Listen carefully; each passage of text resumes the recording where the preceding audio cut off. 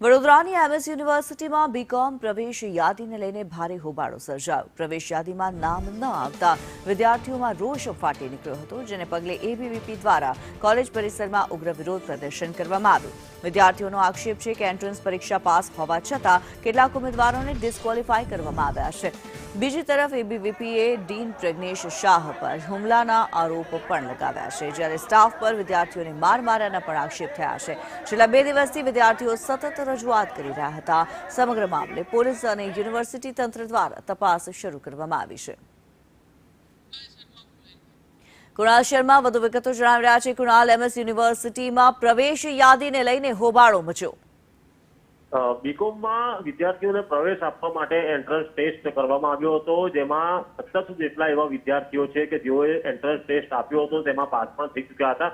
તેમ છતાં પણ આ 17 જેટલા વિદ્યાર્થીઓના મેરિટમાં નામ ન હતા અને તેઓ છેલ્લા 2 દિવસથી રજૂઆત કરતા હતા।